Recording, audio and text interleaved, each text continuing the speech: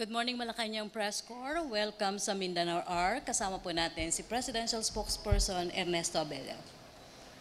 Good morning. Today we have National Security Advisor, retired General Hermogenes Esperon Jr. to give us updates on the Marawi situation. He will also give an update regarding the visit of the President to Marawi. Ladies and gentlemen of the Malacañang Press Corps, let's all give a warm welcome to Secretary June Esperon. Sir. Thank you so much, ladies and gentlemen of the Malacañang Press Corps. We just came from Marawi yesterday. In my 4 sorties to Marawi, which included an attempt to join the President twice, meaning the President has been attempting, this is the 3rd attempt. Surprisingly, yesterday, napakaganda ng panahon. Parang I'm beginning to believe that there's such a thing as a weather of Duterte weather, so to say. Pumasok kasi kami ng helicopter. We used to go there. I have been there by land, by heli, and talagang umuulan ang mga panahon na to.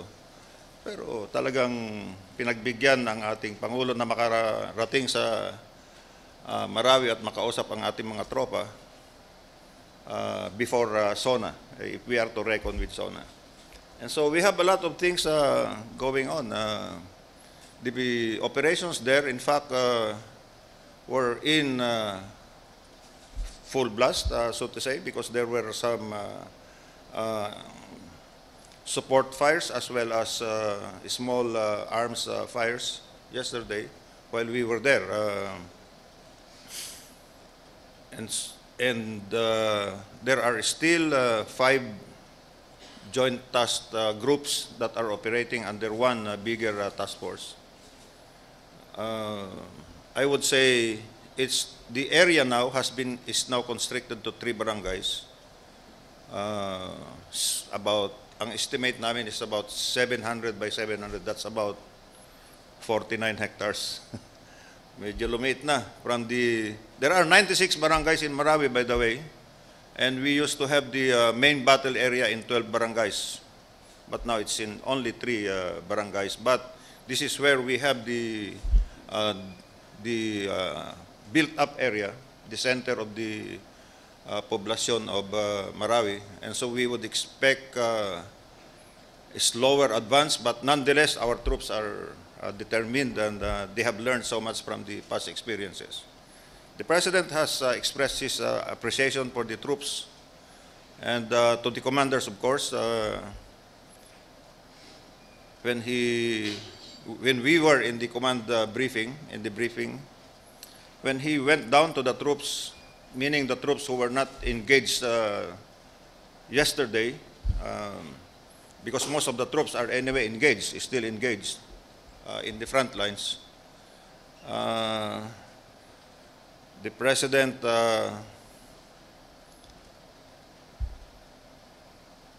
told them about how he had been thinking of them also, especially when he reads about the casualties. Not only of the soldiers, casualties from our ranks, pero kasama na rin ang civilian. And at that point, ayoko man sanang i-relate sa inyo, pero mga about 1.5 minutes, parang hindi siya makapagpatuloy dahil ikaw din kaya ang nalagasan. Naramdaman ko na rin yan dahil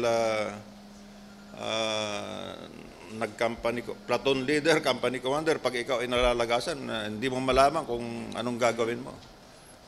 Lalo na kung paano mo sasabihin sa mga pamilya, di ba? But the President was able to give the commanders on the ground the way ahead, what he expects to do, what he expects of the troops. But he is very positive that we will be able to take Marawi in a few more days and start right off with the reconstruction and rehabilitation. Secretary Lorenzana briefed the President on his plans as the administrator of martial law in Mindanao, but primarily on the plans for the reconstruction and development. He will be ably assisted by the Secretary of Public Works as the Vice Chairman. We will have a reconstruction group. The SWD Secretary will head another group. Secretary of Education will lead another group. Trade will lead another group. And health, 5, health, education, social welfare, trade, and construction. But we are putting up another one, which would have a more profound effect because we will be talking about de-radicalization and countering violent extremism. So the President, while he had his emotional moments, is very positive that we could find solutions to Marawi and, for that matter, Mindanao. I'd like to take questions from that. Pasensya na kayo, tayo nagmamadali. Questions, Marawi issue first. Tuesday New.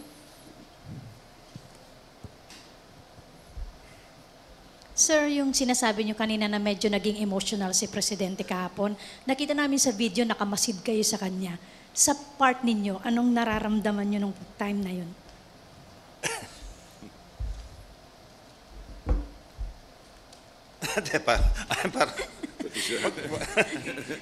Nakita namin, sir, na nakamasid kayo kay Presidente habang siya'y emosyonal. Sa parte po ninyo, ano naman yung naiisip nyo, nararamdaman ninyo nung panahon Flashback. na yun? Ako flashback at saka yung tawag natin doon. Yun muna ako. Kayo din naman ano? Oh. Kayo din naman ano? Yung kasama nyo sa trabaho. At hindi lang yon. Let us remember na siya ang commander-in-chief eh. Siya nag-declare ng martial law. Siyempre, cargo niya lahat yan. Sino ba naman ang hindi matitibag? Diba? 97 casualties, plus civilians, plus what is up ahead in terms of reconstruction, development, and so many other things. Kaya medyo daunting ng konti. Hindi nga konti. Teka, pupunas lang ako ng salamin, ha? Anong nararamdaman ko? Di, siyempre, ganun na nga. Medyo nakakatibag damdamin dahil somehow you feel that you are responsible. Of course, he is responsible.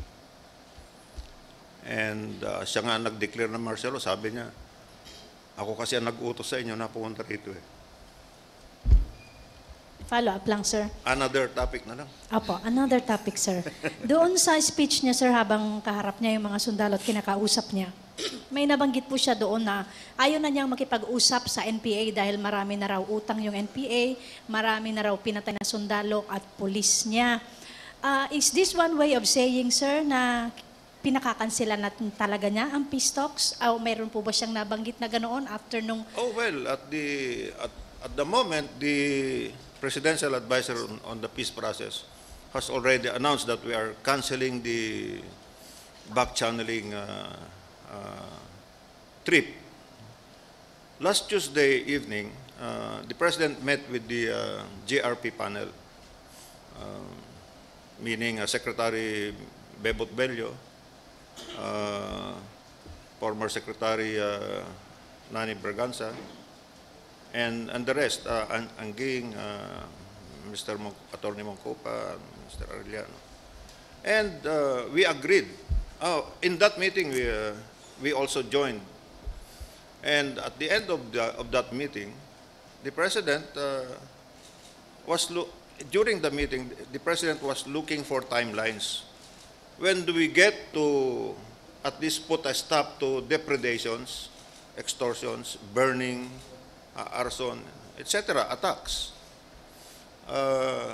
I want to have a timeline. Yun ang gusto ng Presidente. Then, I will allow you to go on back channeling, but let us remember that we cannot continue fighting while they want to talk. Meaning, si Presidente naman kasi alam ko ang nature niya. Kung ano sinasabi niya, tinutupad, di ba? So when you talk and go into negotiations, there better be no attacks and atrocities. Dapat, pag may usapang pangkapayapaan, sana dapat mabawasan yung mga atrocities, di ba? Kaysa naman, you look, over the weekend, there was a burning of 5 construction trucks in Gumaca, Quezon. Only the other day, the 17th, 21 na ba ngayon? The 17th, doon sa Lianga, sinunog na naman yung sa isang banana plantation na maliit lang naman, sinunugan ng 5 truck at tinagpas ang 8 hektarya ng saging. Ano ba yan? Ideological ba yun? O is that, what do you call that? Another week ago, mayroong mag-iitik sa Cotabato among so many other duck racers, hinihingi ng pera. Nung hindi makabigay ng pera, kinuhang itlog, binasag yung ibang itlog. Ano ba yan? And so, despite all of those and other atrocities, you remember the Maasin Iloilo attack on the police headquarters. We remember the planting of IED in Quirino within last week.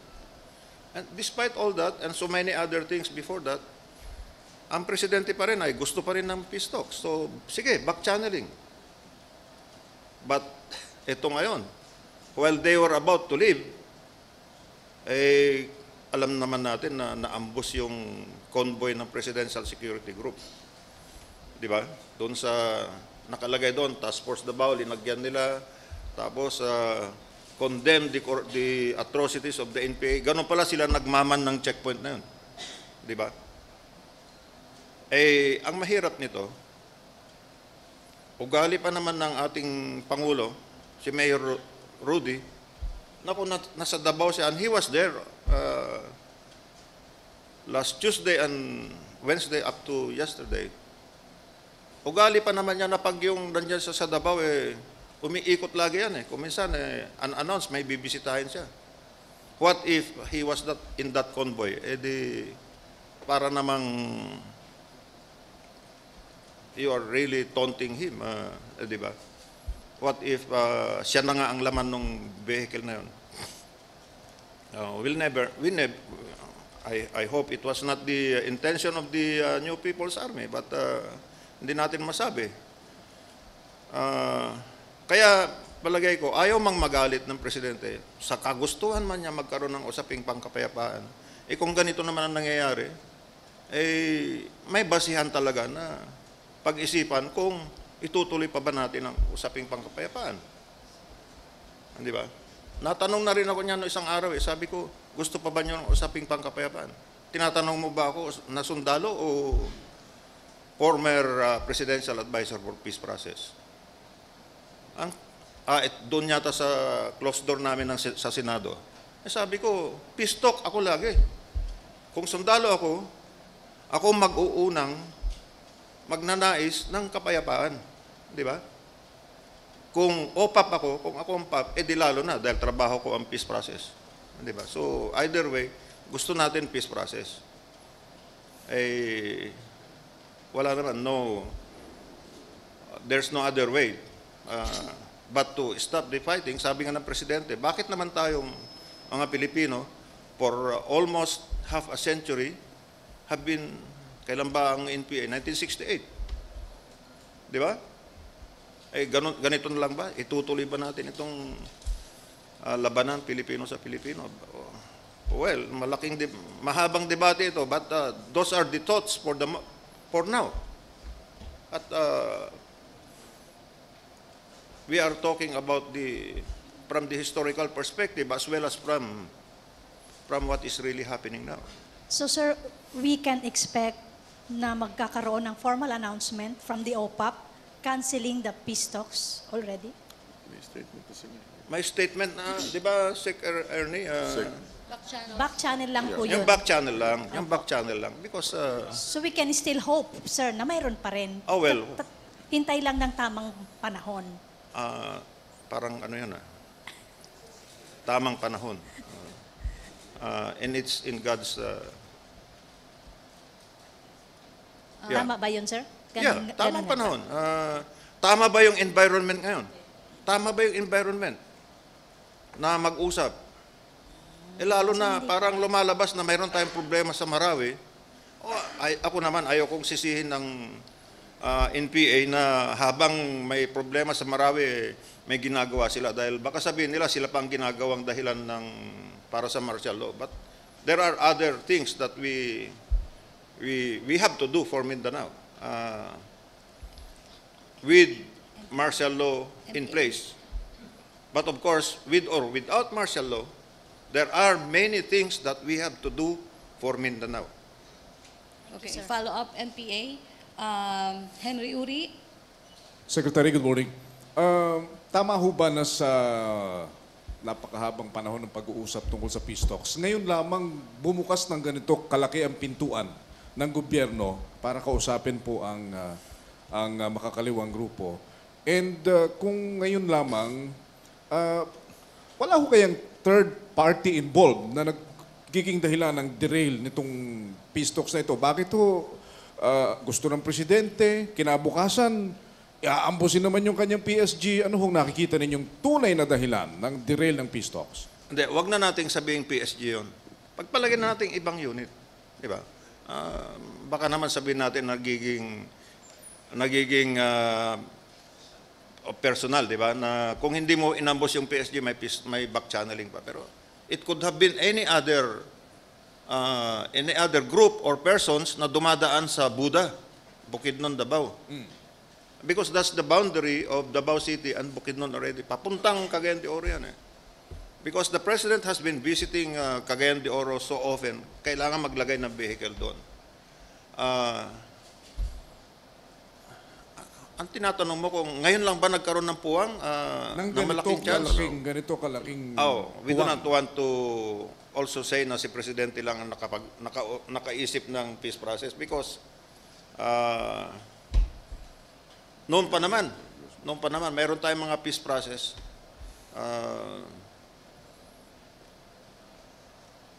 Let me count the ways.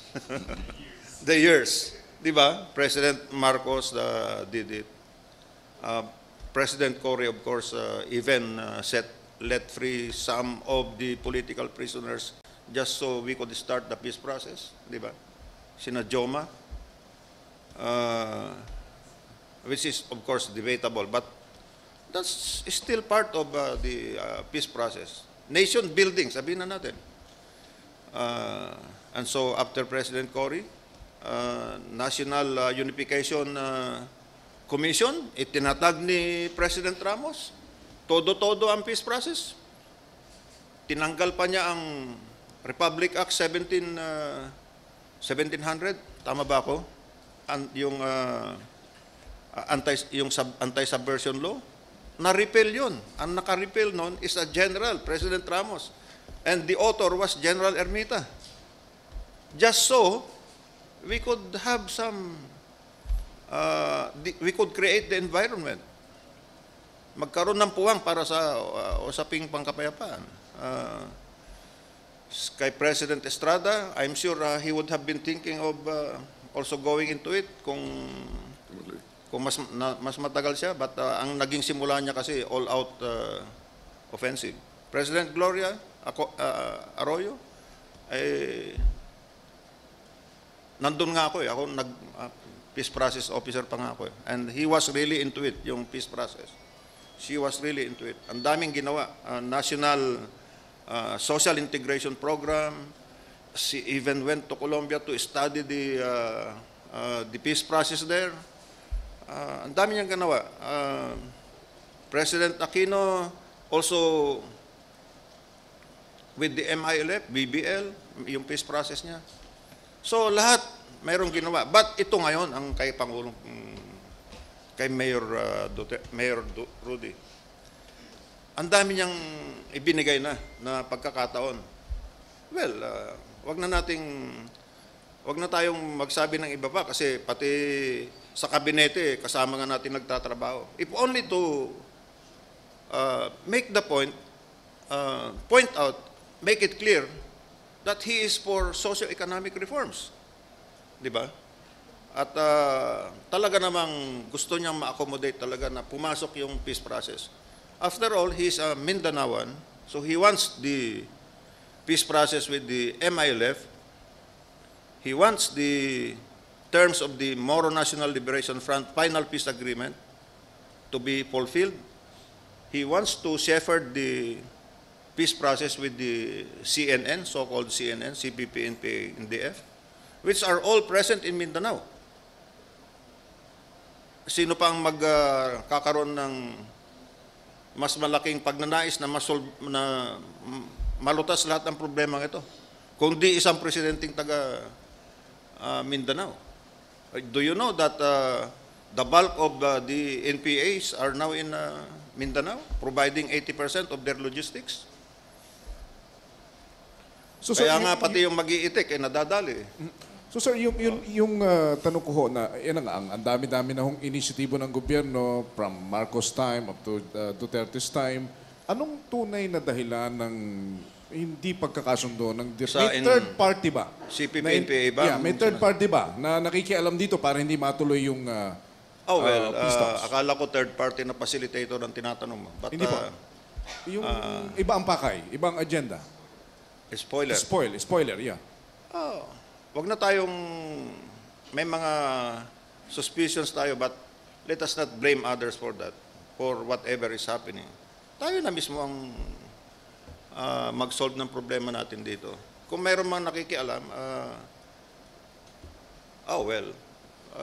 that's part of their advocacies for ways of life, democracy, whatever.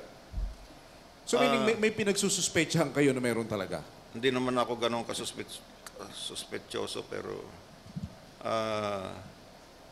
wag yun ang pag-usapan natin. Kasi parang sinasabi natin na hindi natin kayang gawin ito para sa sarili natin. Kaya natin ito eh. Okay, thank you, Henry. Okay, sir. Maricel Nalini, TV5. Hi, sir. Good morning. Sir. Sir. Yes. Ay, Sir, good morning. Sir, given all those scenarios, how do we now treat the CPP, NPA? Do we now consider them as enemy of the state? oh yes. For all intents and purposes, they're an armed group with about 4,000 armed group whose ultimate aim is to topple government and take over with their kind of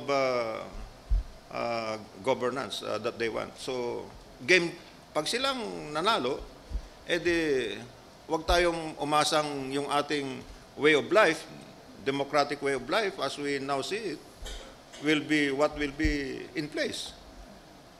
Hindi naman sila nagbabago. And they want to attain this through armed revolution, armed struggle. So if they are already considered as enemy of the state, does it mean that we're now conducting pursuit operations against the We members are of NPA? conducting operations against the CPP, NPA. Pero kung may ceasefire, tigil tayo. But during ceasefires, they may not commit and violate laws of the land. Alright. Kung ginagawa nilang extortion, you cannot allow that. When they attack civilians, you cannot allow that. You have to go after them. In fact, doon sa isang napagkasunduan na major agreement, the Carril Comprehensive Agreement on human rights and international humanitarian law. Isa sa mga maraming provisions yan about safeguarding the civilians na dapat hindi mo ina-attack ang civilians. Eh, pinagmamalaki nilang, sundan natin yung karhil. Pero ano ba yung tinatabas mo yung, yung pananim, yung mga saging? Ano ba yung nanununog ka? Ano ba yung mag-iitik ka lang, tinatamaan ka ba? Ano ba yun? So sir, yung declaration natin ng martial law, does it mean nakasama na rin yung NPA doon sa target sa hinihinging extension? This is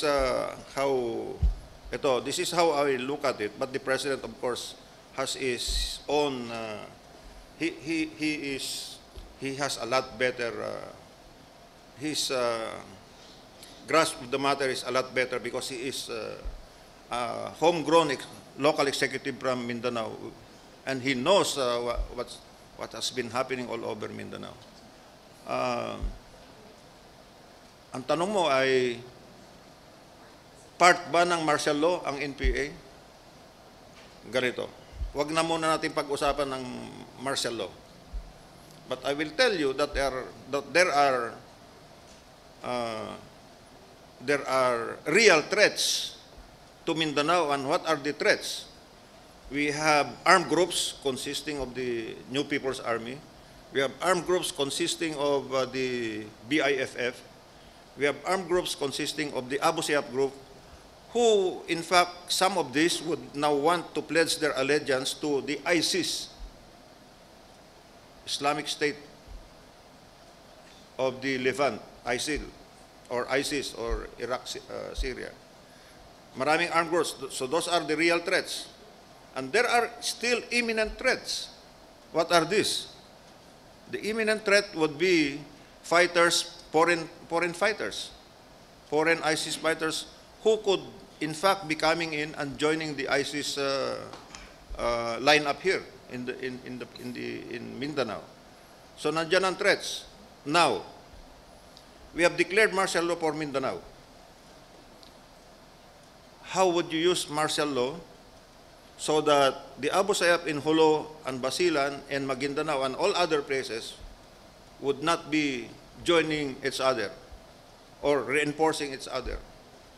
How would you use martial law so that the NPA and the old alliance with Moro rebels, especially the BIFF, would not get into effect? In other words, pasok ang NPA dito. Now, while you are fighting in Marawi as well as in Jolo and other places, how does that affect your deployment of forces if you are addressing also the NPA in the eastern half of Mindanao? So, sasabihin pa ba natin na hindi kasali sa assessment or sa ating ground works ang New People's Army? Papabayaan ba nating manunog? Papabayaan mo nang manabas? Ay gagampanan din ng may kailangang gampanan ng armed forces at ang Philippine National Police. Otherwise, kung pababayaan mo yun, edi anong silbi ng inyong armed forces at saka Philippine National Police and government itself?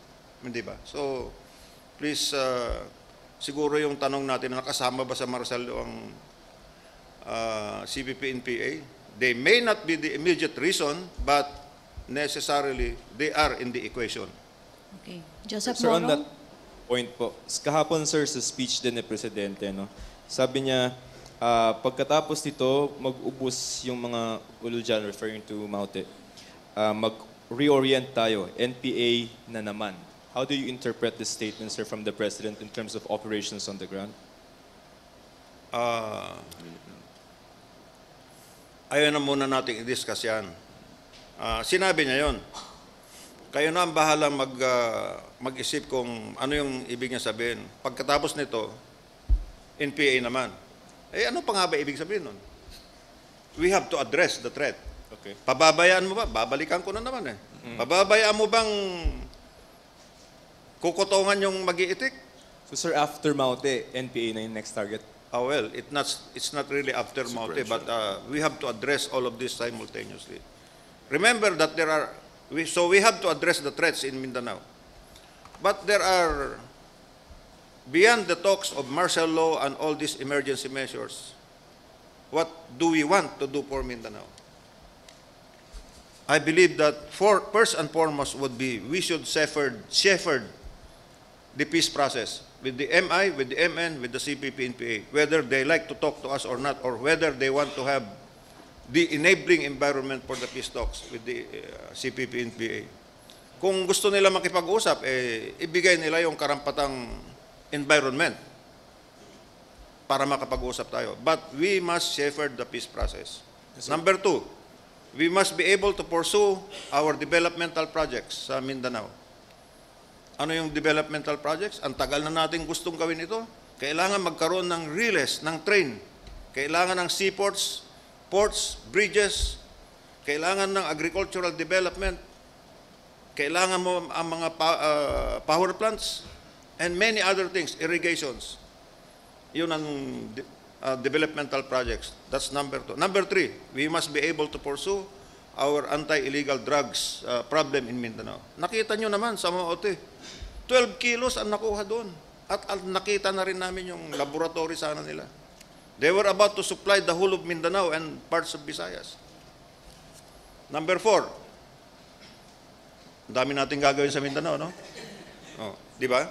We have to have, of course, immediately, yung reconstruction and development of Marawi, which is appended to the developmental projects.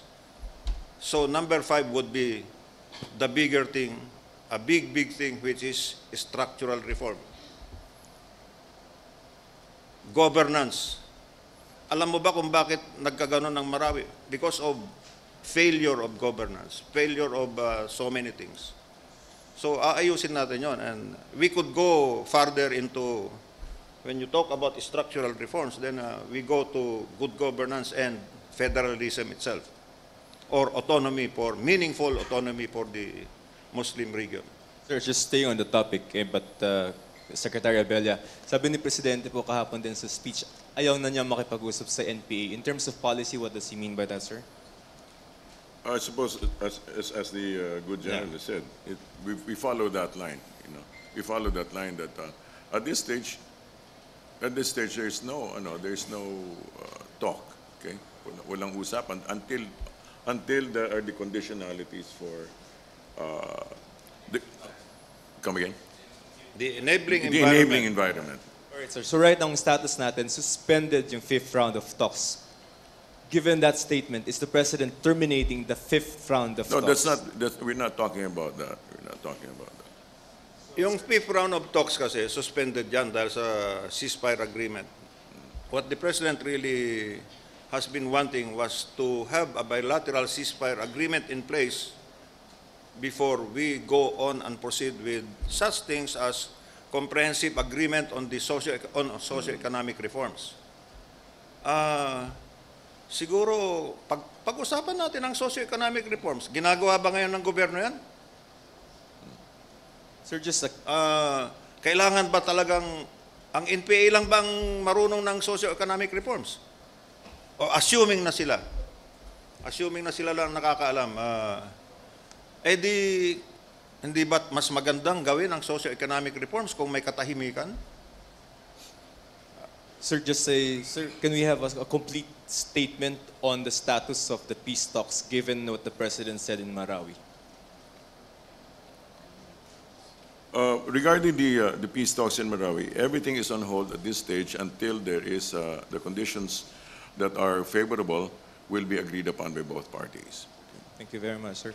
Okay, last two questions. Tuesday New and Philip Tubesa.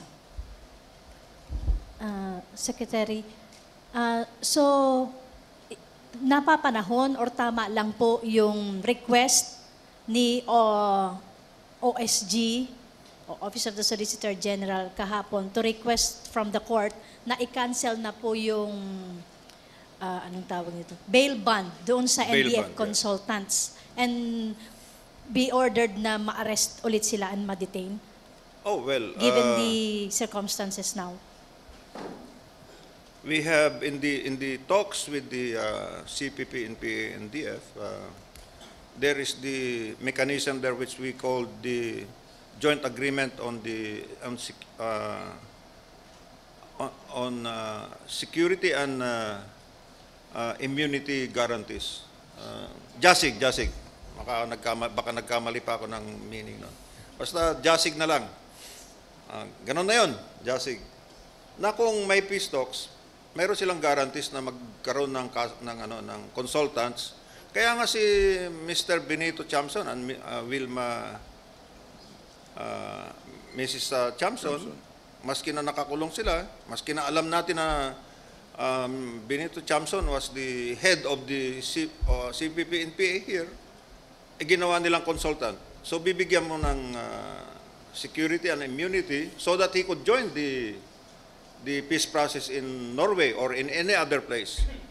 Maraming matataas silang nakakulong, pero sige, bigyan ng bail. Trinabaho nga ni, ni Pap at saka ni Secretary Kalida.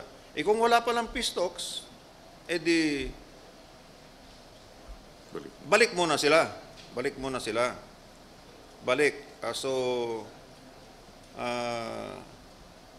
Kasi tayo naman ang nagbigay ng ng paraan. Pinag-usapan naman yan na mayroong immunities and immunity guarantees. So sir, kung walang peace talks, would you advise them, sir, na magkusa na lang, na isuko na yung sarili nila? Ay, alangan naman mag-advise pa ako sa kanila, baka sabihin nyo kasama ako sa panel nila. But in the name of national security, why not? Why not? I mean, pag mayroon namang peace process, bukas naman ang loob ng ating Pangulo na pagbigyan lahat. Ang daming umaayaw nga. Kung alam nyo lang kung anong sinasabi rin ng mga tropa, pinaghirapan naming ilang taon naming trinabaho yan, tapos pakakawalan. Pero in the end, yung sundalo man nakakaintindi. Oo nga pala, baka sakaling pag umalis sila ngayon at nagkaroon ng magandang usaping pangkapayapaan, baka mawawala itong problema ito. O, di ba? Akala nyo hindi naintindihan ng sundalo yon? In the end, they will be told by their commanders anyway. And naintindihan naman. Sasabihin ng commander naman, martial law, pag-igihin natin itong martial law natin. May complaint ba kayo sa martial law, sa actuations ng sundalo? Mayroon yung iba Pero Commission on Human Rights sabi, zero violation. Okay. Gusto ko maraming ang kwento dyan. Yung 3 sundalo na sumakay sa isang airline. Tapos nag-excess baggage. Tinanggal nila yung iba para iwanan. Pero sabi nung co-passengers, sa amin na lang, karga mo dito sa baggage ko. Hanggang yung 7 kilos na excess nila, na-accommodate ng mga succeeding passengers. Wow. Thank you. Thank you. Sa ngayon, tuloy, yung airline na yon, parang AirAsia ba? Thank you, AirAsia, for giving us 40 kilos of baggage allowance. Malaki-laki yun, ha? Kasya na yung mga boots ng mga sundalo, mga uniforme nila. Okay, last 2 questions on peace talks, Pia Gutierrez, to be followed by Philip Tubesa. Last question, Joseph Morong, other issue. Sir, good morning. Sir, I remember Secretary of National Defense Delphine Lorenzana issued a statement a few months back saying that the reason kung bakit nagpapatuloy yung attacks ng NPA is because the leaders, the communist leaders that the government is talking to do not have control of their people on the ground. Do you see the same disconnect, sir? And are you convinced that the government is talking to the right people? People who have control over their fighters on the ground, who can say, pag sinabing stop yung attacks, ay kaya nila talagang utusan yung mga tao nila on the ground? Hindi kami ang nagsabing wala silang control, kundi si Mr. Joma Sison ang nagsabi niyan. Sinabi niya na those things are happening there and we could not command them because we have no control over them. We have to relay your complaint to their commanders. Kaya doon pa lang nung sinabi niyang they have no control over their forces, abay, titignan din namin. Kasi sasabihin ko, teka, bakit ka nakikipag-usap sa amin? Bakit ikaw ang ginagawa nilang sugo dito? Sabagay si Professor Joma Sison is not a member of the panel but the NDF consultant. Siyempre, isipin mo, inamin na nga niya na wala silang kontrol eh. Di titignan namin kung wala siyang kontrol nga. Mukhang ganun na wala siyang kontrol. On the other hand, he can always say that na wala siyang control dahil they do not want to take responsibility for that and they could always feign innocence na, wala kaming pakialam doon, sila may gawa niyan. Teka, ano ba to?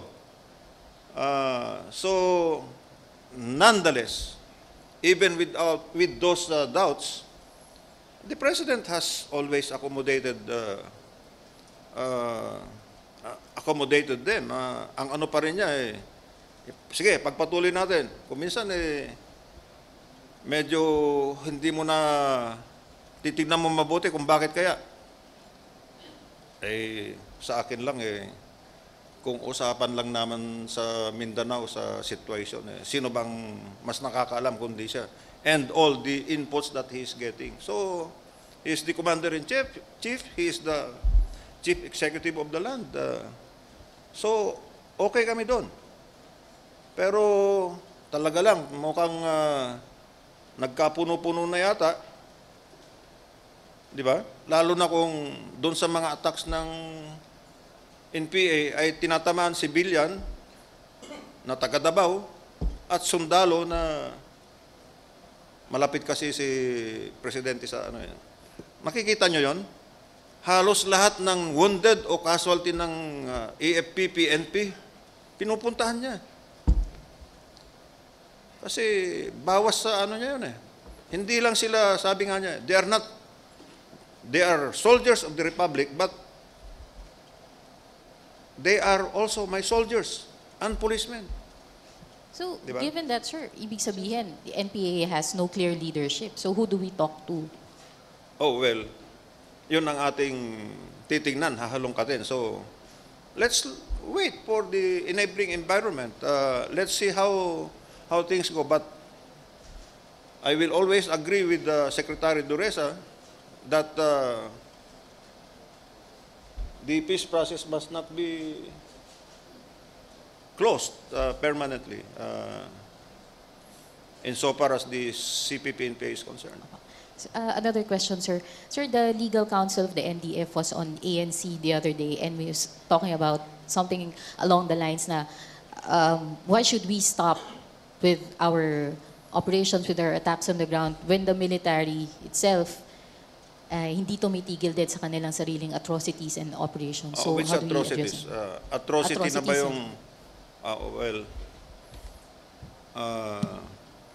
ibig mo sabihin yung sundalo hindi na mag-ooperate maski na mayroong mga atrocities dyan, extortions, burnings, etc. So, committing atrocities, lagi naman na lang sinasabi na gano'n yung sundalo, atrocities, kasi tuta ng Amerikano. Teka. Ba't nadamay na naman ng ibang bansa dito? Atin na ito Okay, Philip Tubesa. Di ba? Atin na ito Sir, good morning po. Comment lang po, sir, kasi nagsalita rin kahapon si Professor Joma Sison. And he said that, quote-unquote, obsessed daw po ang Pangulo sa martial law at ginagamit lang daw po, quote-unquote, scapegoat ang NPA para ipalaganap ang martial law nationwide. Teka. Baka naman obsessed ba ang presidente? Siya nga, I see in him remorse why he would be declaring martial law. Di ba? Nakita niyo yun? I'm sorry that I have to declare martial law. He even apologized to the people of Marawi and to the people who have been inconvenienced. Is he obsessed by martial law? Is he obsessed by power? Kung ikaw ay pangunahing advocate ng federalism which distributes power to the regions, are you obsessed with power and martial law? Si Joe Masison, ewan ko, baka may obsession din siya. Is he obsessed with armed struggle? I don't know. But of course, there is democratic space, so the good professor is entitled to his own opinion about the president. But I must say, the president is not obsessed about martial law. If there is any official on the land who regretted having declared martial law, it would be the president.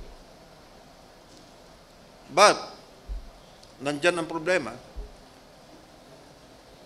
Maraming imminent threats, mayroong real threats. And martial law could be one of the tools. So bakit din natin gamitin? Total, nakalagay naman sa Constitution yan. Bakit inilagay ang martial law sa Constitution? Wag na tayong masyadong magdebate dyan kasi ang martial law naman ay dinesisyonan na ng Korte Suprema, Supreme Court, to be valid. The declaration is valid and has its factual basis. So, obsessed si Presidente sa martial law. I think he is obsessed with good governance. He is obsessed with developing Mindanao. He is obsessed with serving the people. Can we say that of Mr. Joma Sison? Ayoko naman siyang tawaran. No? So let that be taken as a comment from somebody who is on the other side of the fence anyway. Sir, yung sa second point lang po niya na gagamitin daw po sila, yung NPA, na scapegoat para to spread martial law nationwide. Scapegoat? Hindi mo naman kailangan maghanap ng scapegoat. All you have to do is, di ba? Paano ba nanalo ang presidente? Nakita niya kung ano yung dapat gawin eh. He doesn't have to look for scapegoats. The problems are already there, whether it is the NPA or the other structural defects in our government setup, or corruption, or drugs, or the terrorist. Scapegoat? Ano ba Tagalog na scapegoat? Ginagamit. No, Rocky? Sangkalan. Sinasangkalan. And there are enough things we have to do a lot for Mindanao. At kung sila man ay balakid sa kailangan gawin sa Mindanao, doon sila papasok bilang scapegoat. Okay. Diba? Thank you, sir. I'm sorry, but as I said, it's all right for Mr. Joma Sison to say those, but I hope he reconsiders that point of view. Last question, Joseph Morong. Secretary Abella, how are you? Sir, sa US Congress lang po, some of the key some highlights of the AI, they said during the hearing that there's an economy of murder in the Philippines, war affecting mostly the poor, and then there's no accountability on PNP officials. They cited the case of Superintendent Marcos. The government is distorting figures, and there is a threat to freedom of speech. I think this is a congressman or senator. They said that the human rights situation in the Philippines is appalling. Any comment on the palace side, sir? So, What do you think of those findings, sir, by the AI, that there's an economy of murder, the police is behind some of the killings, they're contracting vigilantes? we've covered that ground before, all right? And as far as we know, as the president would say, the real judge of the actions of the administration would be not so much these opinions, but the people actually. the people of the Philippines, the citizens, who find that there's more, it's safer in the streets. The crime index has dropped, and so and also in which case it would be, of course, we're not part of that particular role, a particular meeting. But it would really help if people listen to both sides of the story. But at the end, we say the president, the real judge of the situation would be the people, and who have given him overwhelming support and overwhelming approval. And so we trust that the people understand that they are really getting the better side of this deal. Okay. Sure, thank Last question, Darrell. Sir, follow-up lang po. European Union lawmakers visited the country this week, so they voiced concerns about the supposed deterioration, quote-unquote, of the human rights situation in the country. So they cited the importance of fair trials in the case of Senator De Lima and concerns on the possible restoration of death penalty and, of course, the drug war. So may we get your comments, then, sir, on this? Again, the situation, for example, the Senator De Lima is, we need to remind ourselves that she is in prison for criminal charges, and we need to understand that. And regarding the other matters, I think we have sufficiently addressed these. Again, it's important that they check out their facts and figures. It's important that they listen to both sides, and especially to the people on the ground. It's the people show overwhelming support. Again, let me just go back to that. Show overwhelming support and appreciation. For example, and there's a tendency really to be listening to an echo chamber. I refer to it as an echo chamber. Let me just quote about Secretary Pernia's comment regarding supposed criticisms regarding their fear about what could happen in Mindanao, about the business environment. But as you know, as Secretary Pernia's statement said, business people are quite happy in Mindanao. In fact, welcome the situation of martial law in Mindanao. In other words, the president, in a sense, has already set an enabling environment for progress and peace in the nation, especially in Mindanao. Thank you, sir. Thank you. Okay, thank you, Presidential Spokesperson Ernesto Abella. Thank you, National Security Advisor. I just need to report on Bangon Marawi. Bangon Marawi. Task Force Bangon Marawi. As of July 17, the Subcommittee on Reconstruction Cluster of the Task Force Bangon Marawi, led by the Department of Public Works and Highways, extended 5,000 relief packs to 5 evacuation centers and to a madrasa. The DPWH also constructed 49 sanitary latrines in coordination with UNICEF and LGUs. The Department of Social Welfare and Development has provided a total of 155,737,032 worth of food and non-food items to its response centers and field offices responding to the conflict in Marawi City. The National Economic Development Authority reported that Canada, People's Republic of China, Germany, and the Republic of Korea sent humanitarian assistance for those affected by the Marawi crisis. Also, status of cash donations as of 14:55 yesterday, 20 July. AFP Marawi Casualty Land Bank, deposited in Land Bank, is equivalent to 9,657,873.23 centavos. And for the Marawi displaced persons, a total of 798,316.21. End of report.